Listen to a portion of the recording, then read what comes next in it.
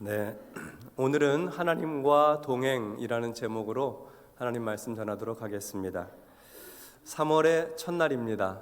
3월 1일은 일제의 국권 침탈에 맞서 1919년 나라와 민족의 자주 독립을 선언한 3.1운동을 기념하는 날입니다.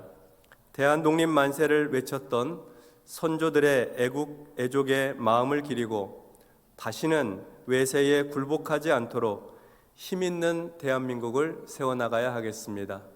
우리 예수 믿는 사람들은 이 일을 위해서, 나라와 민족을 위해 계속 기도해야 합니다. 그리고 이번 주간에 각급 학교들이 다 개학을 하죠. 이번 주간에 개학할 때 유치원을 졸업하고 어린이집 졸업한 자녀들은 드디어 초등학교에 입학을 하게 됩니다.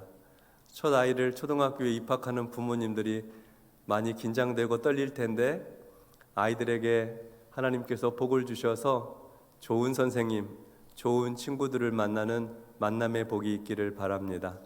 또 초등학교 졸업하고 중학교 들어가는 자녀들, 또 중학교를 졸업하고 고등학교 들어가는 자녀들도 새로운 환경에 이제 적응할 때 하나님께서 도와주시고 또 열심히 공부해서 다음 단계로 나아가는 지경이 넓어지는 자녀들 되기를 바랍니다. 고등학교 3학년 졸업하고 대학 입학하는 우리 자녀들, 행복한 캠퍼스 생활이 시작되기를 바라고, 또 학교를 다 마치고 취업하는 자녀들, 직장에 출근하고 또 새로운 일을 시작하는 자녀들에게도 하나님께서 복 내려주시기 바랍니다. 우리 자녀들이 다 한 학년씩 진급합니다. 그래서 이제 새 학년에서 이번 주에 개학해서 공부하게 될 텐데, 지혜와 총명과 명철함을 하나님 더해 주시고, 그리고 행복하고 즐겁고 기쁜 새 학년을 맞이하게 되기를 간절히 기원합니다. 3월이 되면 이제 곧 봄이구나 하는 생각을 하게 됩니다. 겨우내 얼었던 대지가 녹고 새싹이 움돋고 꽃이 피는 봄, 만물이 생기를 더해가는 계절이 바로 우리 눈앞에 와 있습니다. 3월은 새로운 삶의 계획을 세우기에도 참 좋고 또 새 출발을 하기에 적합한 때입니다. 상쾌한 마음으로, 기대와 소망, 가슴 떨리는 새 희망으로 미래를 향해 전진해 나가는 우리 모든 성도님들이 되시기를 주님의 이름으로 축원합니다. 오늘은 본문의 말씀을 통해서 3월에 새 봄을 시작하는 우리의 믿음이 어떠해야 하는지 말씀을 나누려고 합니다. 먼저 4절과 5절을 보겠습니다. 당시의 땅에는 네피림이 있었고 그 후에도 하나님의 아들들이 사람의 딸들에게로 들어와 자식을 낳았으니 그들은 용사라 고대의 명성이 있는 사람들이었더라.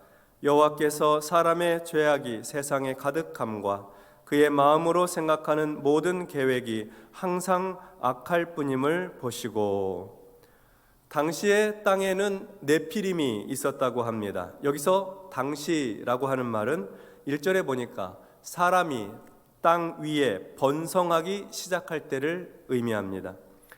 하나님께서 창조하신 첫 사람 아담으로부터 시작해서 10세대가 지났습니다. 10대가 지났어요. 그리고 그 사이에 사람들은 번성하였고 땅에 가득하게 되었습니다. 이렇게 번성한 사람들 중에 네피림이 있었습니다. 네피림은 장부, 장수, 거인이라고 하는 뜻을 가지고 있습니다. 키가 크고 기골이 장대한 거인들을 말해요. 그 땅에 거인들이 있었다 하는 얘기죠. 거인족의 탄생 배경에 대해서 성경은 하나님의 아들들이 사람의 딸들과 결혼하여 낳은 자식이라고 설명하고 있습니다. 하나님의 아들들이 누구이고 사람의 딸들이 누구인지 명확하게 규명하기는 어렵습니다.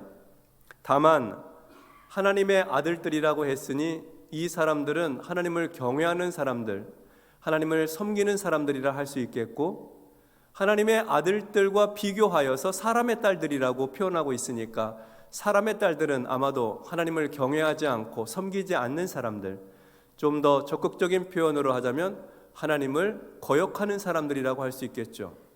그러니까 고대 사회라고 하는 시대적 배경을 생각해 보면 하나님을 섬기는 부족이 있습니다. 하나님을 경외하지 않는 부족이 있어요.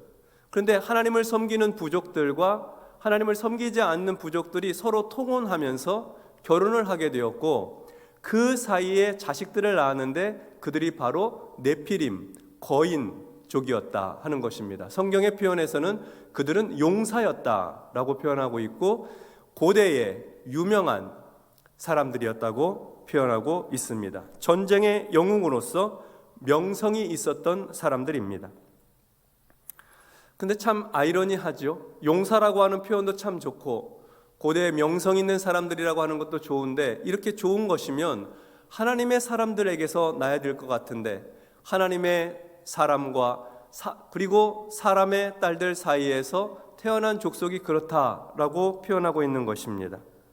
하지만 조금만 생각해 보면 이 세상에서 힘이 있고 능력이 있고 영역이 탁월한 존재가 순수하지 못한 혼합된 관계 안에서 나타났으니 그들은 스스로 생각하기에 하나님이 없어도 이 세상은 내 힘으로 살 수 있겠구나, 내 능력으로 세상을 호령하며 살 수 있겠구나 하는 자기 교만과 그리고 자기 신뢰의 배경이 될 수 있는 이야기가 되겠습니다.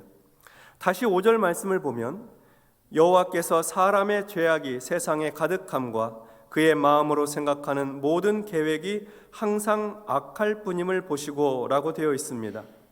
사람들이 번성했습니다. 용사와 명성 있는 사람들이 있게 되었습니다. 그러면 그 세상은 좋은 세상 되어야 되지 않겠습니까? 그런데 현실은 그렇지 못하였습니다. 하나님께서 보시니 그 세상은 죄악이 가득한 세상입니다. 하나님께서 보시니 사람의 마음으로 생각하는 모든 계획이 항상 악하였습니다.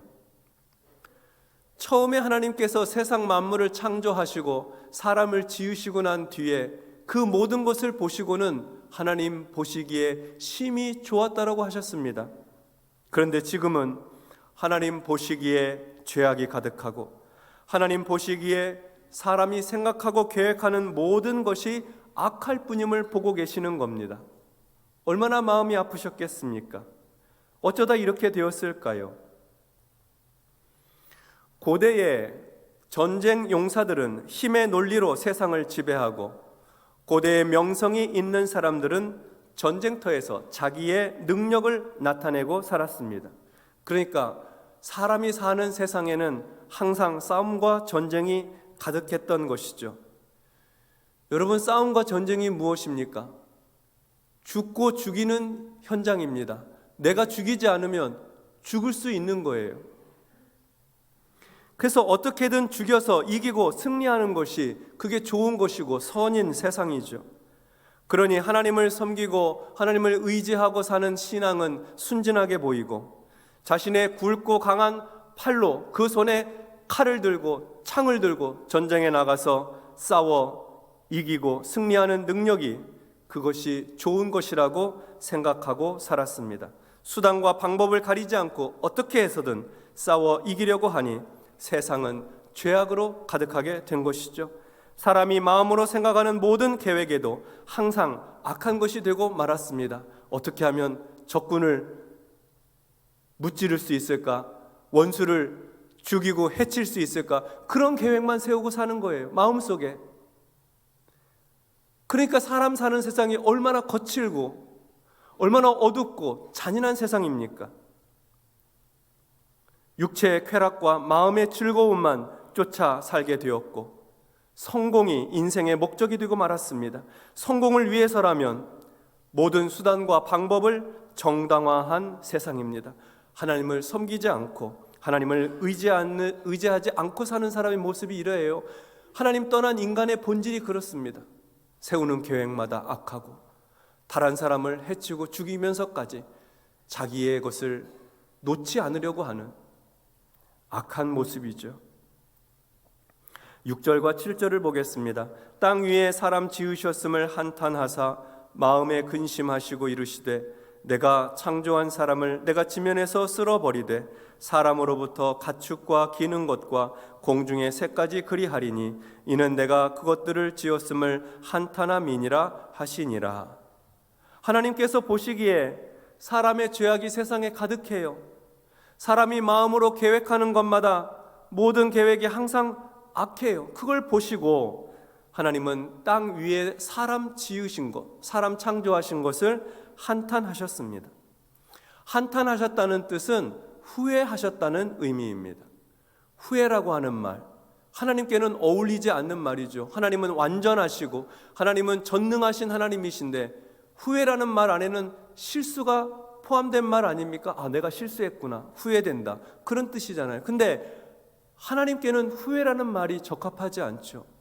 하나님이 한탄하셨다, 후회하실 만큼 한탄하셨다는 이 말은 사람들의 죄악에 대해서 가슴 아파하시고 죽고 죽이는 현실에 대해서 하나님께서 마음 아파하셨다는 거예요. 사람들이 그렇게 정글에서 사는 짐승처럼 살고 있는 모습을 보시면서 걱정하시고 크게 염려하셨다는 것이죠. 그래서 하나님은 생각하셨어요. 이렇게 놔뒀다가는 온 세상이 그저 죄악으로만 가득한, 하나님을 버리고 죄와 악을 따라 살아가는 세상이 되겠구나 염려하셔서 인간의 죄에 대해서 심판해야 되겠다고 마음 먹으셨습니다.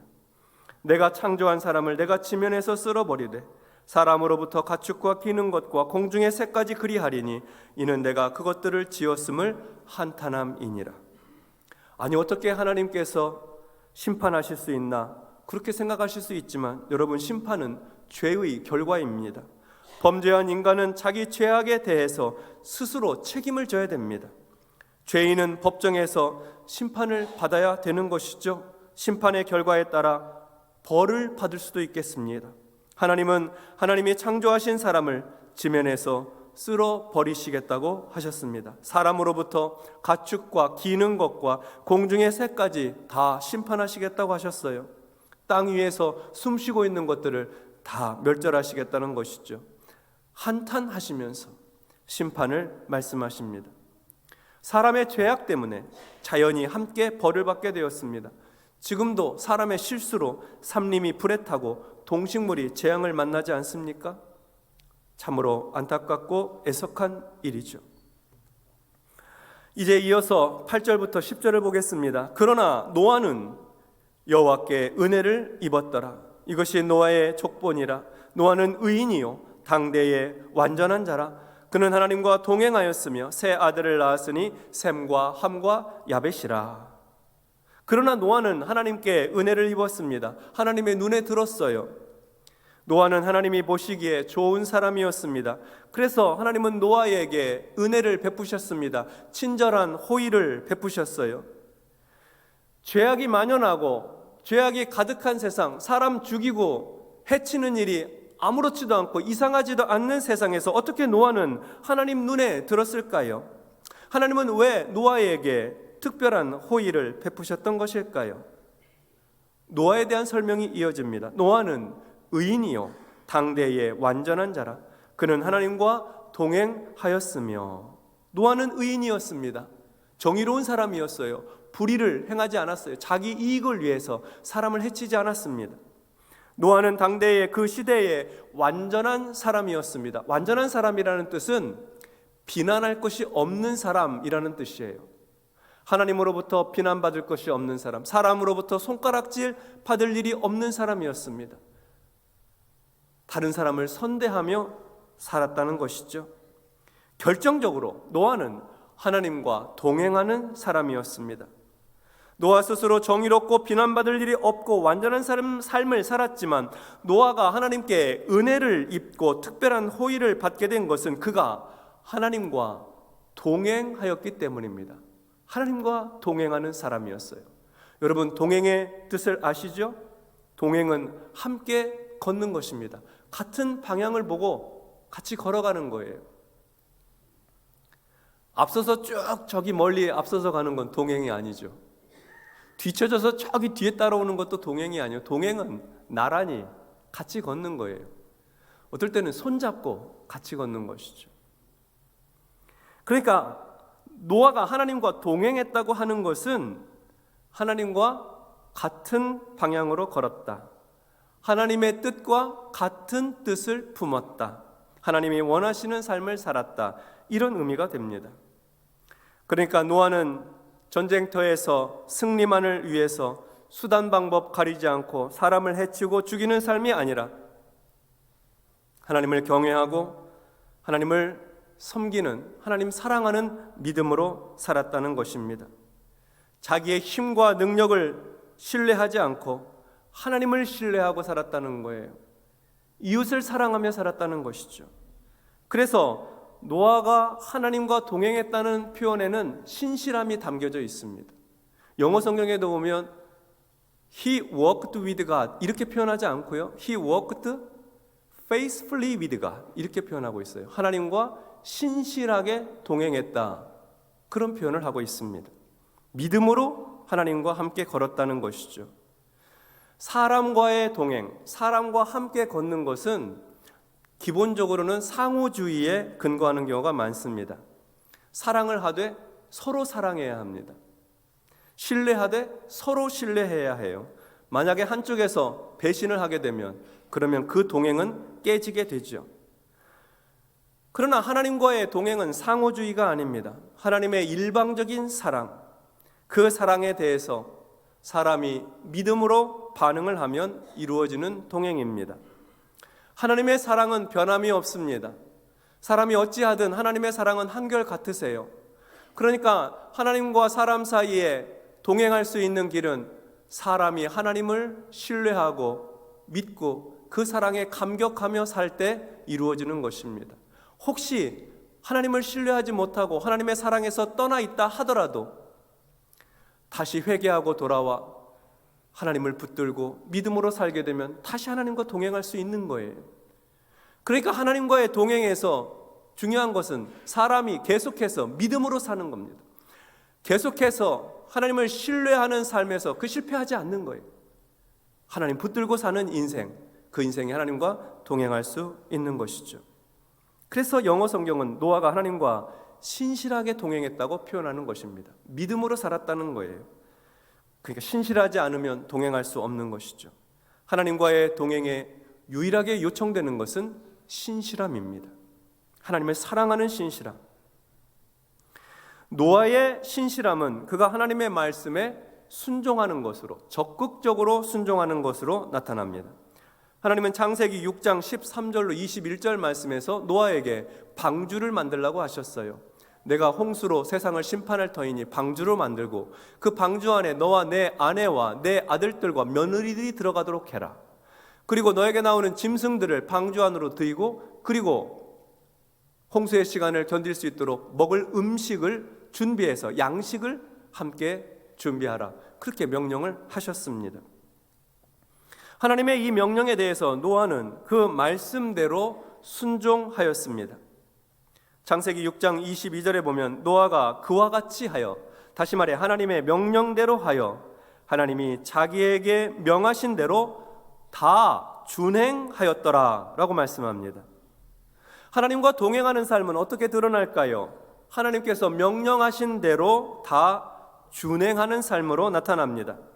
하나님께서 명령하신 말씀에 적극적으로 순종하는 삶입니다.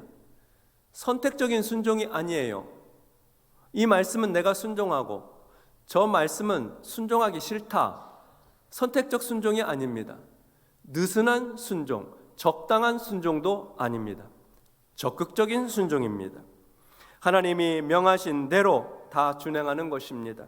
하나님께서 말씀하신 대로 다 따르는 것입니다. 하나님을 향한 신실함은 이러한 순종으로 나타나는 것입니다. 그래서 하나님과 동행하는 삶은 순종으로 증명됩니다. 여러분, 우리는 하나님과 동행하고 있습니까? 성경에는 하나님과 동행한 사람들이 많이 있습니다. 그러나 하나님과 동행하였다, 이렇게 문자적으로 하나님과 동행한 사람, 그 사람 이름 앞에 하나님과 동행한 누구라고 이렇게 수식하는 사람은 딱 두 사람 나옵니다. 창세기 5장에서 에녹이라고 하는 사람과 6장의 노아입니다. 에녹은 300년 동안 하나님과 동행하였고 죽음을 보지 않고 하나님께서 그를 데려가심에 세상에 더 있지 않았습니다. 노아는 하나님과 동행하였고 하나님께서 말씀하신 대로 명하신 대로 다 준행하였습니다. 순종하였습니다. 그는 하나님께 은혜를 입은 사람이었습니다.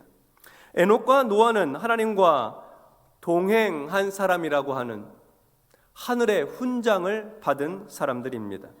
하나님과 같은 방향으로 걷고 하나님의 뜻과 같은 뜻을 품는 삶, 가장 명예로운 삶입니다. 하나님과 동행하는 삶이 세상의 그 어떤 성공보다 가장 성공적인 인생입니다. 성경의 수많은 인물 중 단 두 사람, 에녹과 노아는 하나님과 동행한 사람으로서 참으로 복된 인생을 살았습니다. 저와 여러분 이름 앞에 하나님과 순종한 사람 아무개, 그럴 수 있다면 얼마나 좋을까요? 성도 여러분, 3월입니다. 새로운 계절의 시작입니다. 이번 주간에 우리 자녀들은 새로운 학년, 새로운 학교 생활로 개학을 하게 됩니다. 새로운 직장에 출근을 하는 사람들도 있고 새로운 일을 계획하시는 분들도 있으시겠죠. 그 모든 일들을 하나님과 함께 하시기 바랍니다. 사람의 지혜로 내 욕심을 따라 내 이익만 위해 계획하지 말고 하나님을 의지하고 하나님을 신뢰함으로 기도하여 준비하시기 바랍니다. 새 봄은 우리 삶을 활기차게 하고 싱그럽게 합니다. 가슴을 펴고 기지개를 켜고 새로운 시간을 준비하십시다. 무엇보다 이번 새로운 봄에는 하나님과 동행하는 기쁨과 즐거움으로 충만하시기 바랍니다. 신실한 믿음으로 하나님을 섬기고 의지하는 삶을 살아가십시다. 하나님께서 명령하시는 말씀대로 순종하는 삶을 살아가십시다. 그리하여 하나님 보시기에 심히 좋은 사람, 하나님께 기쁨을 드리는 성도의 삶을 살아가야 하겠습니다. 성경에 보면 누가 하나님께 기쁨을 드리는가? 시편 147편 10절과 11절에는 이렇게 기록되어 있습니다. 우리 같이 합독하겠습니다. 여호와는 말에 힘이 세다 하여 기뻐하지 아니하시며 사람의 다리가 억세다 하여 기뻐하지 아니하시고 여호와는 자기를 경외하는 자들과 그의 인자하심을 바라는 자들을 기뻐하시는도다. 아멘. 하나님은 누구를 기뻐하실까요? 하나님은 용사를 기뻐하지 않으십니다. 그 힘의 능력이 탁월하다 하여서 기뻐하지 않으세요. 하나님은 자기를 경외하고 자신을 섬기는 사람을 기뻐하십니다. 하나님, 나는 하나님 도와주셔야 살 수 있습니다. 하나님을 의지하고 그 은혜와 사랑을 갈망하는 사람을 기뻐하세요. 하나님을 섬기며 하나님과 신실하게 동행하는 사람들을 기뻐하신다는 것이죠. 하나님 말씀에 적극적으로 순종하는 사람들을 즐거워하시는 것입니다. 그러므로 혹시 순종하지 못하고 있는 삶이 있다면 그 일에서 지금 돌이키십시오. 느슨하고 적당한 순종에서 벗어나야 합니다. 하나님 보시기에 심히 좋은 삶은 하나님을 섬기고 즐거이 그 말씀에 순종하는 삶입니다. 그러니 순종해야 할 일을 미루지 말고 오늘 순종하시기 바랍니다. 이번 주간에 꼭 순종하십시오. 정직하게 진실을 말하고 이웃의 허물을 용서해주며 자기 중심적인 교만에서 벗어나야 합니다. 이기적인 탐욕과 돈을 사랑하는 마음과 세상의 성공만을 쫓아가는 삶을 멈추어야 합니다. 멈추고 그 대신 하나님을 깊이 사랑하는 삶, 하나님과 동행하는 삶, 이웃에게 따뜻하게 친절하게 대하는 삶, 그런 삶으로 한 걸음 더 전진해야 하겠습니다. 그래서 새롭게 시작하는 이번 새 봄에는 하나님과 동행함으로 기쁨이 충만하고 하나님과 동행함으로 삶에 더욱 활기가 넘치고 하나님과 동행함으로 하나님께 영광을 올려드리는 귀한 삶, 우리의 이름 앞에 하나님과 동행하는 사람 누구누구, 그런 명예롭고도 축복된 인생 되시기를 주의 이름으로 축원합니다. 기도하겠습니다. 하나님 아버지, 감사합니다. 새 계절을 주셔서 고맙습니다.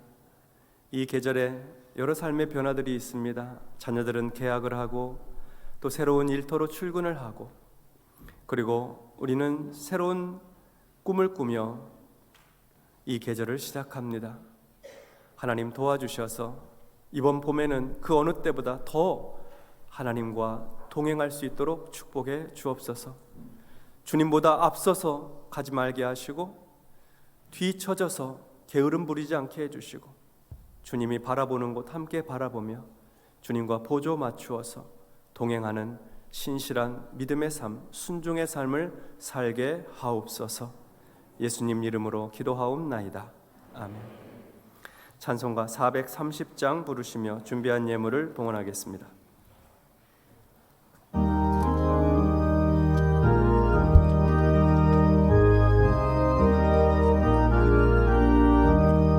주와 같이 길 가는 것 즐거운 일 아닌가. 우리 주님 걸어가신 발자취를 밟게네. 한 걸음 한 걸음 주 예수와 함께 날마다 우리 걸어가니. 어린아이 같은 우리 미련하고 약하나 주의 손에 이끌리어 생명 길로 가겠네. 한 걸음 한 걸음 주 예수와 함께 날마다 우리 걸어가니.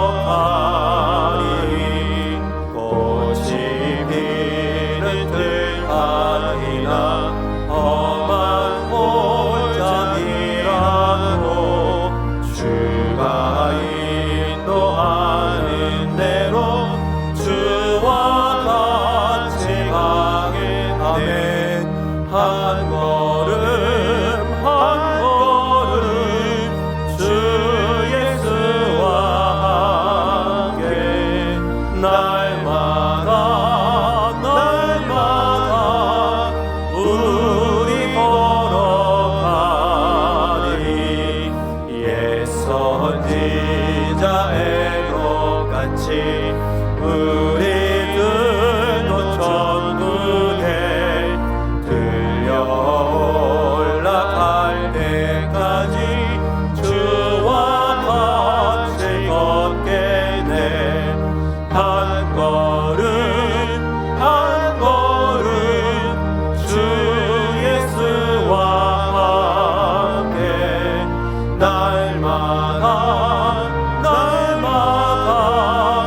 우리 걸어가니.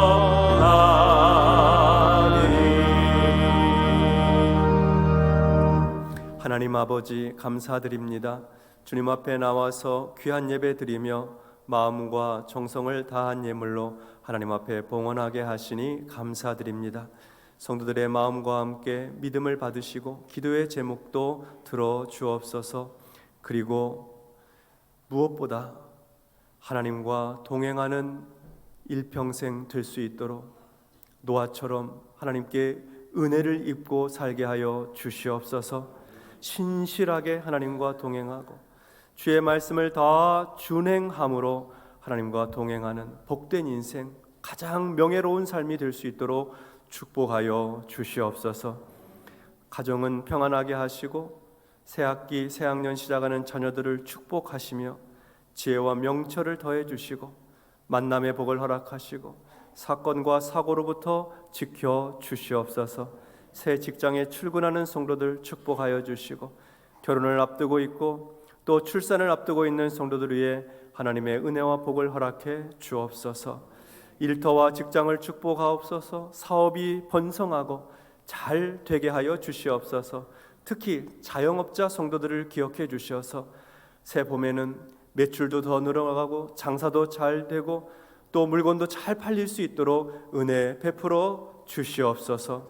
연로하신 어른들의 건강을 지켜주시고 육체의 질병, 마음의 병으로 고생하는 성도들 깨끗하게 치유하여 주시고 암과 투병 중인 성도들 예수의 이름으로 깨끗하게 고쳐주시어서 다시 고통받지 않도록 주님이 건강을 허락해 주옵소서. 사랑하는 원로 목사님과 가정을 평안케 하여 주시고 특히 이번 주간 큰 대사를 앞두고 있사오니 은혜롭게 인도하여 주옵소서. 해외와 지방 군문에 흩어져 있는 사랑하는 자녀들을 축복하여 주시고 이번 주간에 중요한 일들을 앞두고 있는 성도들 기도하고 하나님 의지하고 계획하게 하시고 진행하게 해 주시어서 모든 일이 순조롭고도 순적하게 이루어지도록 도와 주옵소서.